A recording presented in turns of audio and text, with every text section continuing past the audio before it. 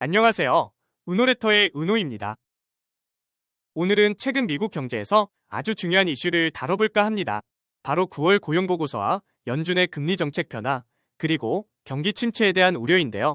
코로나 이후 지속된 높은 인플레이션이 서서히 안정되고 있는 가운데 연준이 금리 인하를 시작한 현 상황에서 이번 고용보고서가 중요한 이유에 대해 알아보겠습니다. 먼저 9월 고용보고서가 왜 중요한지 이야기해볼까요? 고용보고서는 미국 경제의 건강 상태를 진단하는 중요한 지표 중 하나입니다. 특히 실업률은 소비와 경제활동의 핵심 변수로 작용하기 때문에 많은 투자자와 경제학자들이 주목하고 있습니다.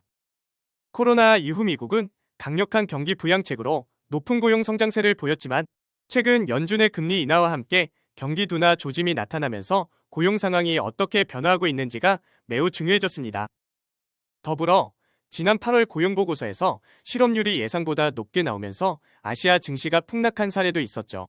이러한 반응은 고용지표가 전 세계 시장에 얼마나 큰 영향을 미치는지 보여주는 중요한 사례입니다. 연준은 최근 금리를 인하하기 시작했습니다. 그 이유는 명확합니다. 코로나 팬데믹 이후 전 세계는 극심한 인플레이션에 시달렸고 연준은 이를 억제하기 위해 공격적으로 금리를 인상했죠. 하지만 이제 인플레이션 압력이 어느 정도 완화되면서 연준은 금리 인하를 통해 경기 부양을 시도하고 있습니다.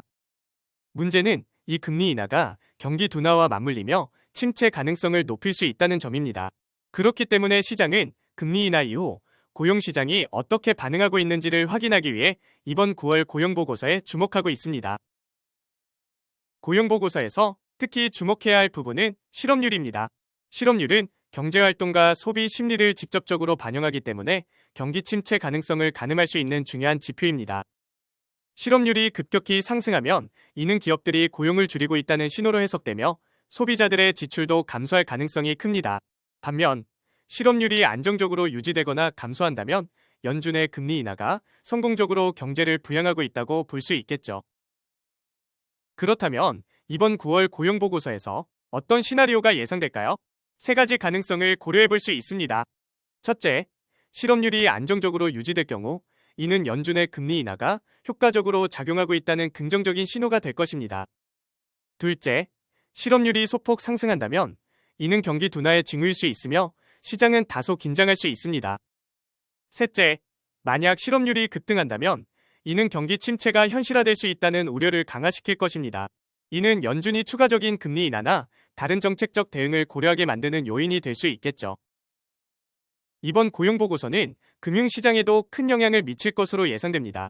지난 8월의 경우 실업률이 예상보다 높게 나오면서 아시아 증시가 크게 하락한 바 있습니다. 이처럼 고용지표가 부진할 경우 주식시장은 불안해질 수 있고 안전 자산으로의 이동이 가속화될 가능성이 있습니다. 반대로 고용시장이 예상보다 견고하다면 이는 투자자들에게 안도감을 줄 것이고 주식시장에 긍정적인 영향을 미칠 수 있습니다.